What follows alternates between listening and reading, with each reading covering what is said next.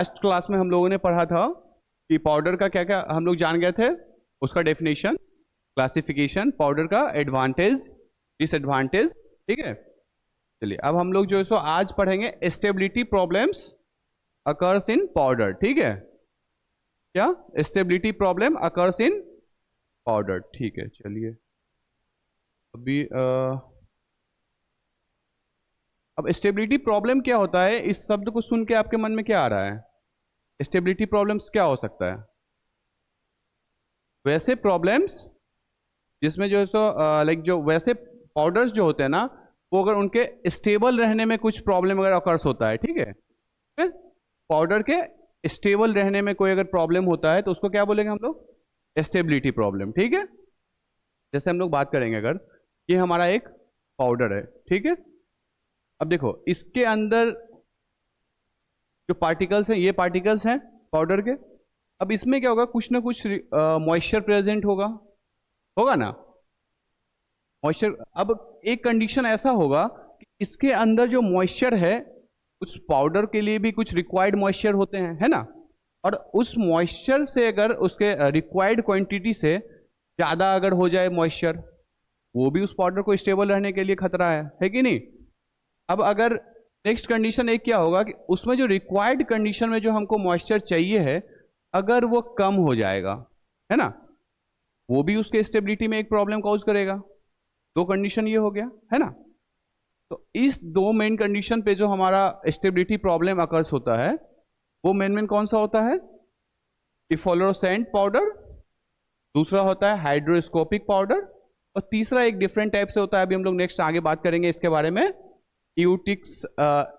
यूटैटिक mixture. ठीक है, यूटैटिक mixture, ठीक है, यूटैक्टिक मिक्सचर। देखिए ये क्या है, these are some stability problems which are face in preparation of powder. मतलब जो प्रिपरेशन पाउडर के प्रिपरेशन में जो स्टेबिलिटी प्रॉब्लम्स अकर्स होता है, उसको हम लोग क्या बोलते हैं? Stability problem. ठीक है ना, सेम वही चीज है कि मान लीजिए ये हमारा कोई पाउडर है, ठीक है, अब उसके स्टेबल रहने में अगर कोई प्रॉब्लम अकर हो गया तो उसको क्या बोलेंगे हम लोग? Stability problem. ठीक है ना, दैट मीन्स कौन कौन सा क्या क्या कंडीशन हम बताए थे अभी? एक कि उसमें मॉइस्चर रिक्वायर्ड से ज्यादा हो जाए, और दूसरा कंडीशन क्या, उसमें रिक्वायर्ड से कम हो जाएगा। ठीक है, चलो अब पहला कौन सा पाउडर हमने बताया आपको? इफ्लोरोसेंट। अब इसमें क्या होता है, these are those substance which loses water to form lower hydrated और become anhydrous, is termed as efflorescent. अब इसमें क्या होता है, देखो कोई पाउडर है, ठीक है, हमारे पास कोई पाउडर है, अब उसमें ये उसके पार्टिकल्स हो गए, ठीक है, अब जो मॉइस्चर कंटेंट इसमें है, क्या है? मॉइस्चर है, ठीक है, अब वो मॉइस्चर जो है अपने रिक्वायर्ड अमाउंट से वो लूज हो जाए। ठीक है, रिक्वायर्ड अमाउंट एक होता है ना मॉइस्चर का, कि किसी पाउडर को स्टेबल रखने के लिए जो रिक्वायर्ड अमाउंट ऑफ मॉइस्चर होता है, उससे क्या हो जाएगा? डिक्रीज हो जाए, उससे मॉइस्चर कम हो जाएगा, तो क्या होगा, वो पाउडर कहीं ना कहीं वो जो सो स्टेबल नहीं रह पाएगा, है ना। उस कंडीशन में वैसे पाउडर्स को क्या बोलते हैं हम लोग, जो ऐसे जो इस तरह से कंडीशन में हो जाता है, जिसके अंदर का मॉइस्चर जो है सो डिक्रीज हो जाएगा, वैसे पाउडर को क्या बोलते हैं? Efflorescent powder. ठीक है, these are those substance which loses water to form a lower hydrated और बिकम एनहाइड्रस। अब मान लो जो पाउडर है वो अपने अंदर से जो है सो मॉइस्चर को लूज कर देगा, मॉइस्चर को लूज कर देगा, तो वो क्या हो जाएगा? लोअर हाइड्रेटेड हो जाएगा। हाइड्रेटेड मतलब क्या? हाइड्रेटेड मतलब वो उसमें कितना मॉइस्चर है, कितना जो है उसमें वाटर या H2O जो है कितना कंटेंट है, वो किससे डिनोट करते हैं हम लोग? हाइड्रेटेड से देखते हैं। हाइड्रेटेड मतलब क्या, कि उसके अंदर कितना जो है सो वाटर प्रेजेंट है। ठीक है, लोअर हाइड्रेटेड हो जाएगा, दैट मीन्स कि उसके अंदर जो है सो मॉइस्चर या वाटर जो है सो कंटेन उसका डाउन हो जाएगा या डिक्रीज हो जाएगा। ठीक है, और बिकम एनहाइड्रस, सेम वही चीज है, एनहाइड्रस, दैट मीन्स इसमें देखो दो वर्ड है ना, एन और hydrous. Hydrous means water, anhydrous that means कि कम वाटर या वाटर बिल्कुल ना के बराबर। ठीक है, इज टर्म्ड एज एफोल्सेंट, ठीक है। अब देखो इसमें क्या है, present in form of crystals granules. अब इसमें जो पाउडर होंगे, अगर मान लो उसके अंदर का जो मॉइस्चर है वो रिमूव कर दें हम लोग, तो वो क्या हो जाएगा, क्रिस्टल फॉर्म में हो जाएगा, है कि नहीं। अगर मान लो यही जो हमारा पाउडर है, ठीक है, अब ये मॉइस्चर कैसे जो सो रिमूव करेगा, तो मे बी एक कंडीशन ये हो सकता है ना कि सनलाइट है, ठीक है।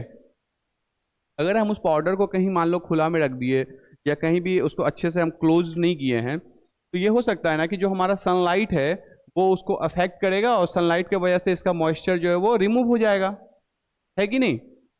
सनलाइट के वजह से जो है उसके अंदर का मॉइस्चर रिमूव हो जाएगा।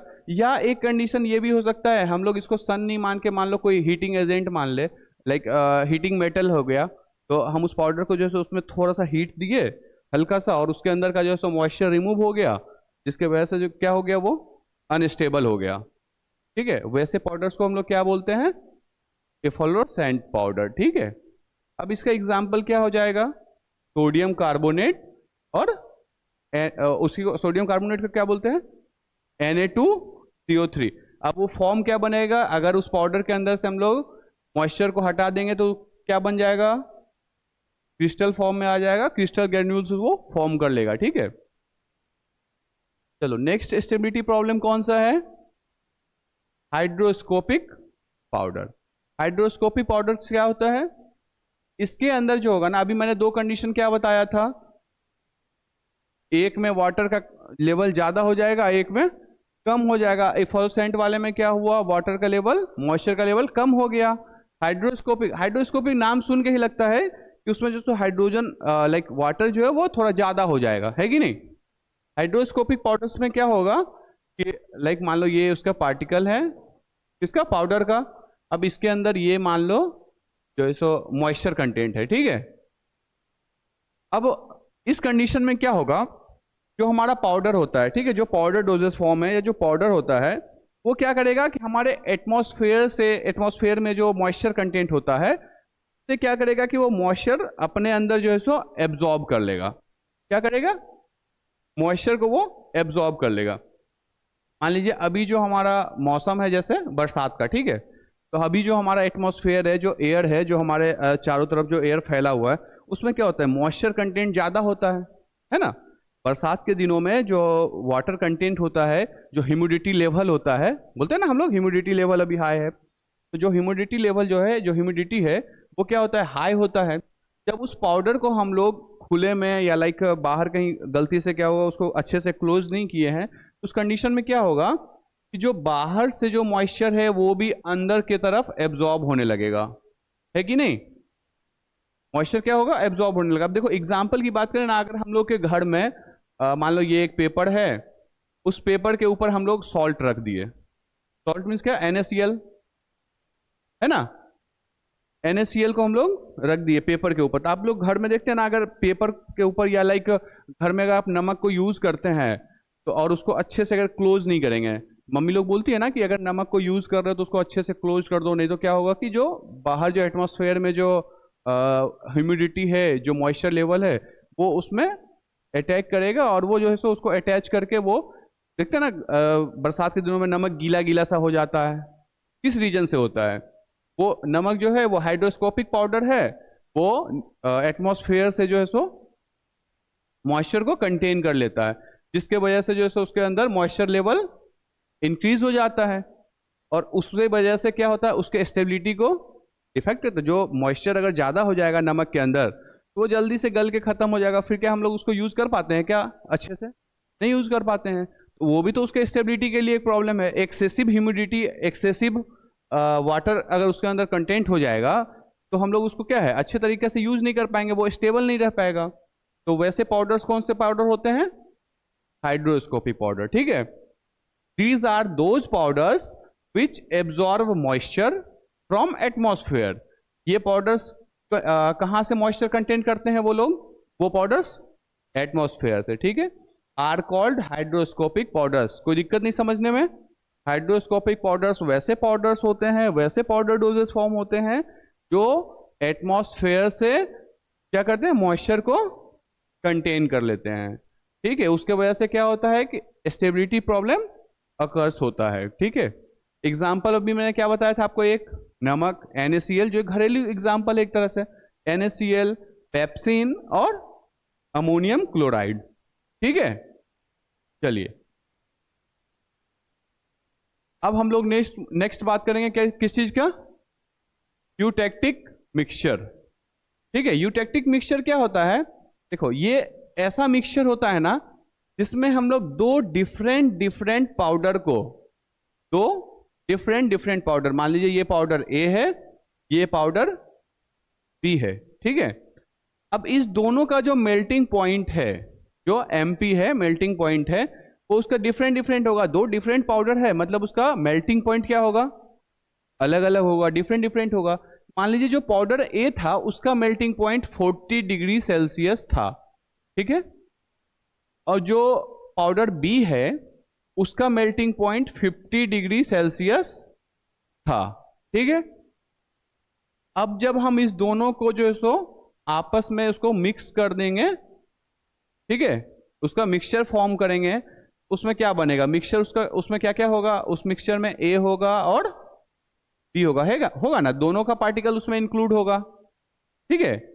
अब देखो इसमें क्या हुआ था, A का मेल्टिंग पॉइंट कितना था, 40 डिग्री सेल्सियस, B का मेल्टिंग पॉइंट कितना था, 50 डिग्री सेल्सियस। अब देखो यूटेक्टिक मिक्सचर में क्या होता है ना कि जब दो डिफरेंट मेल्टिंग पॉइंट्स वाले पाउडर का आपस में आप मिक्स करके एक पाउडर फॉर्म करते हैं तो उनका मेल्टिंग पॉइंट जो होता है वो डिक्रीज हो जाता है, ठीक है। मेल्टिंग पॉइंट क्या होगा, डिक्रीज हो जाएगा, इधर 40 इधर 50, और मिक्स होने के बाद वो आ जाएगा 10 to 20 डिग्री सेल्सियस।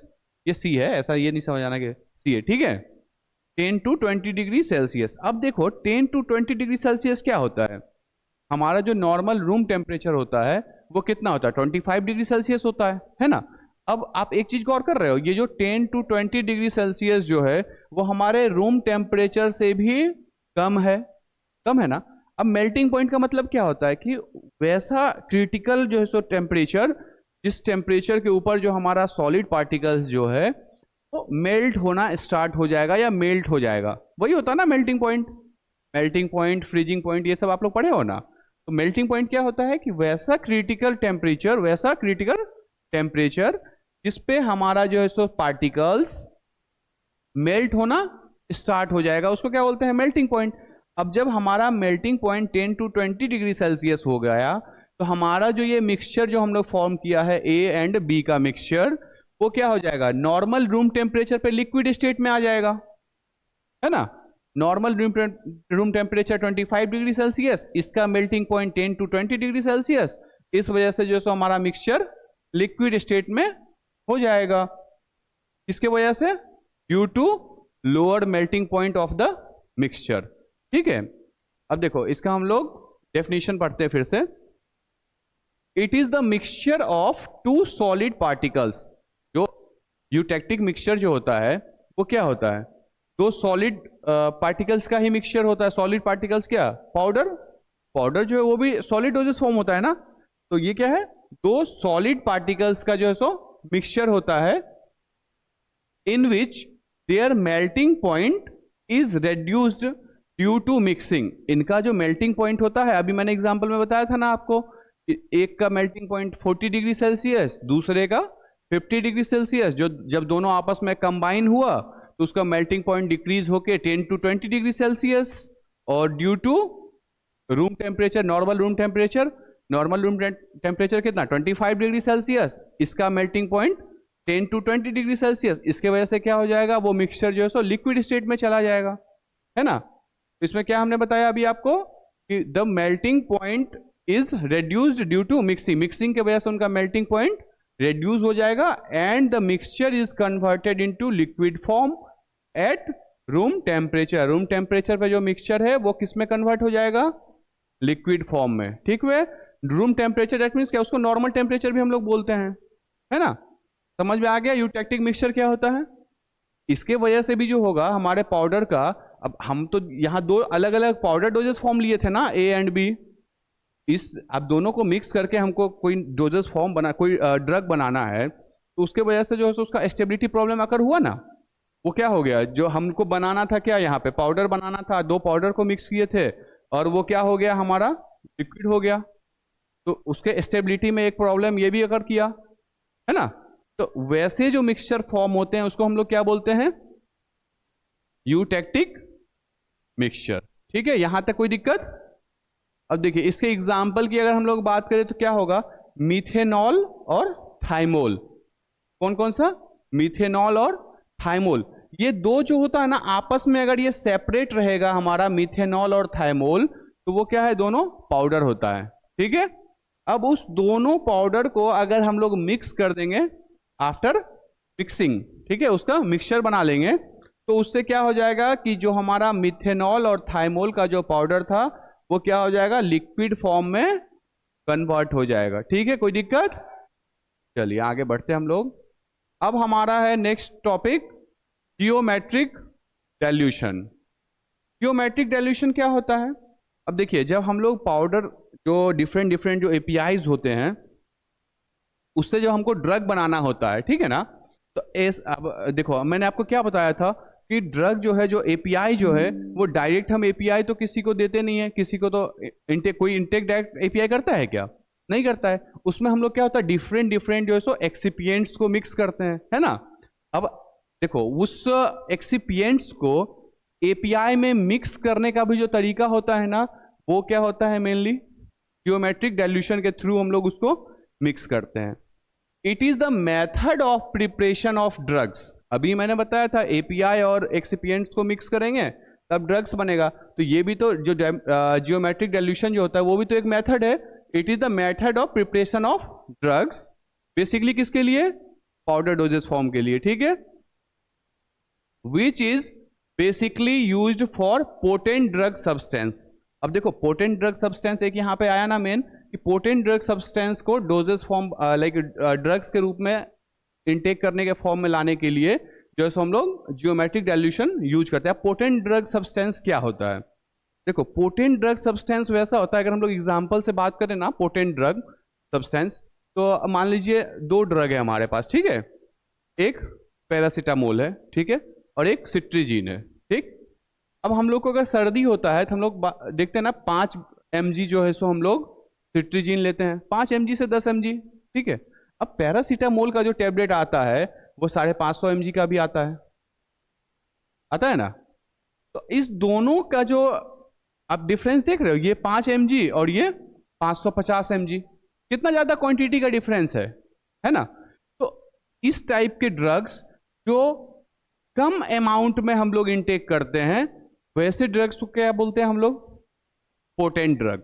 ठीक है, पोटेंट ड्रग क्या होता है, वैसे ड्रग्स जो मिनिमम अमाउंट में हम लोग इनटेक करते हैं और वो अपना जो है सो मैक्सिमम रिस्पॉन्स हमारे सिस्टमिक सर्कुलेशन में जाने के बाद शो करते हैं, वो वैसे ड्रग्स होते हैं पोटेंट ड्रग। जो कम क्वांटिटी में ज्यादा जो सो अपना इफेक्ट शो करता है, वैसे ड्रग्स क्या होते हैं हमारे, पोटेंट ड्रग सब्सटेंस। ठीक है, और in this method the potent drug substances is mixed with large quantity of diluents या excipients। इसमें जो हमारा potent drug क्या होता है, वो अपना वैल्यूम मेकअप करने के लिए हम लोग जो है सो उसमें बहुत सारे जो है सो क्वांटिटी में diluents या excipients को मिक्स करते हैं। अभी मैंने बताया ना, जो हमारा 5 mg जो सिट्रीजिन लाइक हमको किसी को देना है, तो सिर्फ 5 mg कैसे हम किसी को इनटेक करेंगे, तो कहीं ना कहीं क्या है उसमें हमको diluents को जो है सो या एक्सिपिएंट्स जो है उसमें मिक्स करना पड़ेगा, है ना। तो उसको मिक्स करने का जो प्रोसेस होता है वो क्या होता है, जियोमेट्रिक डाइल्यूशन। ठीक है, चलिए अब देखिए एग्जांपल की हम लोग अगर बात करें, ये जो हमारा है मान लीजिए ये एपीआई है, ठीक है, एपीआई है, कितना 100 mg हमको एपीआई को मिक्स करना है, कोई भी पोटेंट ड्रग है वो, ठीक है, 100 mg, और उसका हमको बनाना कितना है 1000 mg ऑफ ड्रग। ठीक है, तो उसमें कितना हमको जो सो एक्सिपिएंट्स मिक्स करना पड़ेगा, 900 mg। डाइल्यूएंट्स या एक्सिपिएंट्स, डाइल्यूएंट्स मान लीजिए हम लोग यहाँ पे लैक्टोज को यूज करते हैं एज ए एक्सिपिएंट। ठीक है, अब ये मिक्स करने का प्रोसेस कैसे होगा, कैसे हम लोग उसको मिक्स करेंगे, तो अब देखिए now in this powder are prepared in the following way. अब जो पाउडर होगा, जो ड्रग होगा, वो हम लोग इस तरीके से जो हम लोग उसको प्रिपेयर करेंगे। कैसे करेंगे? फर्स्ट प्रोसेस जो होगा उसमें, firstly take less and small quantity of drug and diluents. अब जो हमारा ड्रग था कितना था? वो 100 mg था, सॉरी ग्राम लिखा गया है, 100 mg था ड्रग। और जो हमारा डाइल्यूएंट्स था वो कितना था? 100 mg। मतलब स्मॉल क्वांटिटी में, जितना क्वांटिटी में हमारा पोटेंट ड्रग था उतना क्वांटिटी में ही हम लोग जो है उसमें डाइल्यूएंट्स मिक्स करेंगे। ठीक है, 100 mg ड्रग और 100 mg डाइल्यूएंट्स, टोटल कितना हो जाएगा? 200 mg का 200 mg का मिक्सचर हो जाएगा, है ना। चलिए, अब नेक्स्ट जो स्टेप होगा हमारा बी, उसमें हम लोग क्या करेंगे? नाउ अब हमारा मिक्सचर कितना था? 200 mg मिक्सचर था। अब उसमें क्या करेंगे? 200 mg मिक्सचर में हम लोग जो है सो इतना ही क्वांटिटी में फिर से डाइल्यूएंट्स को मिक्स करेंगे। क्या करेंगे? पहले हमारा 100 mg पोटेंट ड्रग और 100 mg ही डाइल्यूएंट्स, टोटल मिक्सचर बन गया हमारा 200 mg। अब नेक्स्ट स्टेप में क्या करेंगे? उस 200 mg मिक्सचर को लेंगे, ठीक है, और उसमें फिर से इक्वल अमाउंट में, मतलब 200 mg ही डाइल्यूएंट्स फिर से मिक्स करेंगे। ठीक है, 200 mg मिक्सचर, कौन सा मिक्सचर? जो ये वाला मिक्सचर बना था पोटेंट ड्रग प्लस एक्सिपिएंट्स वाला, 200 mg मिक्सचर प्लस फिर से 200 mg डाइल्यूएंट्स, ठीक है, या एक्सिपिएंट्स जो आप लोग बोलते हैं। फिर टोटल कितना हो जाएगा? 400 mg मिक्सचर हो जाएगा वो। ठीक है, अब फर्दर हम लोग थर्ड स्टेप पे आएंगे। Follow further steps in same way. Same way मतलब क्या? जो हमारा लास्ट वाला जो मिक्सचर था, कितना था मिक्सचर? 400 mg मिक्सचर था। अब हम लोग उसमें सेम कितना 400 mg डाइल्यूएंट्स फिर से मिक्स कर देंगे। ठीक है, कितना मिक्सचर हो जाएगा नेक्स्ट हमारा? 800 mg। ठीक है, अब जो लास्ट वाला जो हमारा स्टेप होता है, आप लोगों ने देखा था ना, हमको कितना mg ड्रग बनाना था? 1000 mg बनाना था ना। अभी लास्टली हमारा कितना बन गया है मिक्सचर? 800 mg बन गया है। तो अब बचा कितना? 800 mg mixture plus remaining portion of diluents.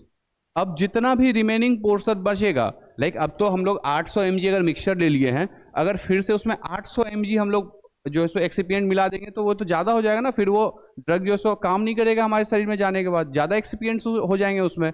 हमको बनाना कितना था? 1000 mg ही बनाना था, 1000 mg ही बनाना था ना। अब देखो, इसको रिवर्स में हम लोग बात करेंगे। 1000 mg ड्रग बनाना था और हमारा जो है सो 800 mg मिक्सचर तैयार हो गया है, उसमें कितना हम लोग फिर से डाइल्यूएंट्स मिक्स करेंगे? 200 mg, है ना। इसको हम लोग ऐसे लिखते हैं कि 800 mg mixture plus remaining portion of diluents. अब जितना बच गया है उतना पूरा जो हम उसमें एक्सिपिएंट्स या डाइल्यूएंट्स को मिक्स कर देंगे। कितना बनाने के लिए? 1000 mg ऑफ ड्रग बना देंगे। ठीक है, अब ये प्रोसेस समझ में आ गया आपको? क्या किए थे हम लोग? पहले हम लोग पोटेंट ड्रग लिए, फिर सेम अमाउंट में डाइल्यूएंट लिए, जितना बन गया मिक्सचर उस मिक्सचर को लिए, सेम उतना ही क्वांटिटी में फिर से हम लोग डाइल्यूएंट्स लिए, और इस फर्दर स्टेप्स को फॉलो करते गए। लास्ट में जो है सो लास्ट मास जो लास्ट जो वॉल्यूम है, किससे हम लोग फिर डाइल्यूएंट से क्या कर दिए? उसको मेकअप कर दिए। ठीक है, ये क्या हो गया हमारा? कौन सा प्रोसेस इसको हम लोग बोलते हैं? Geometric dilution. जियोमेट्रिक डाइल्यूशन कहां पे यूज होता है? For the formation of drugs, basically किस केस में? पोटेंट ड्रग के केस में। ठीक है, चलिए, कोई दिक्कत आप लोग को इसमें? कोई प्रॉब्लम कहीं पे समझ में नहीं आया हो? चलिए ठीक है, थैंक यू।